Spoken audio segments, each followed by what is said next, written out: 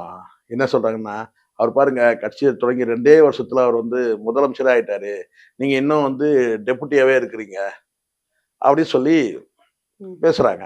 அது வந்து அவர் என்ன சொன்னாருன்னா, எப்பயுமே வந்து அங்க உள்ள அரசியல் நிலைமை வேற, இங்க வந்து நிலைமை வேற. அங்க வந்து அவருக்கு வாய்க்கப்பட்ட ரசிகர்கள்லாம் வந்து பார்த்தீங்கன்னா வந்து எ எது ஒரு டைப்பா இருந்திருக்கிறாங்க. என்கிட்ட இருக்கிறவங்கலாம் வந்து கொஞ்சம் கொஞ்சம் உஷாரா இருக்கிறாங்க. அப்படின்னு சொல்லிருக்கலாம் அது.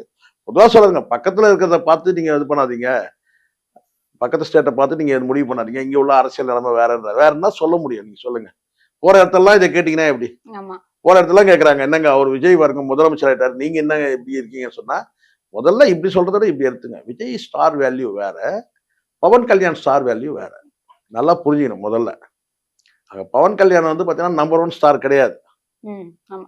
நீங்க சிரஞ்சீவி சொல்லுங்க நம்பர் 1 ஸ்டார். ஆனா அவர் வரல. ஆனா இவர எடுத்தீங்கன்னாக்கா, விஜய் எடுத்துட்டீங்கன்னா, இன்னைக்கு நம்பர் 2ன்னு சொல்ல முடியும். ஆனா அங்க நம்பர் 2ன்னு கூட சொல்ல முடியாது பவன் கல்யாண. ம். 2க்குலாம் வேற ஆள் இருக்கலாம். ஒரு நடிகர் அவ்வளவுதான்.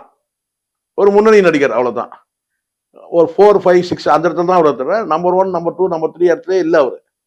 அப்ப நம்பர் 1, நம்பர் 2 இருக்கிற இடத்துல இருக்கிறவர கொண்டு வந்து எப்படி நீங்க வந்து ஒப்பிடுவீங்க? அந்த ஒப்பிடுறது தப்பு இல்ல. ம். அவர் 5வது இடத்துல இருக்கிறாரு. அப்படிதானே இருக்கு. கண்டிப்பா ஒரு சார். நடிகரா சொல்ல இப்போ விஜயகாந்த் இருந்தாருமா. ம். ரஜினி வந்து நம்பர் 1ல இருந்தாரு. கமல் நம்பர் 2ல இருந்தாரு. அதுக்கப்புறம் 3வது இடத்துல தான் வந்து விஜயகாந்த் இருந்தாரு. அதுக்கப்புறம் இந்த குசுமான்லாம் இவனுக்கு வேற ஒரு பக்கம். யாரு? விஜய், அஜித் அன்னைக்கு சொல்றேன். ம். அப்போ வந்து பாத்தீங்கன்னா, இந்த அலையில தாக்கு பிடிச்சுன்னு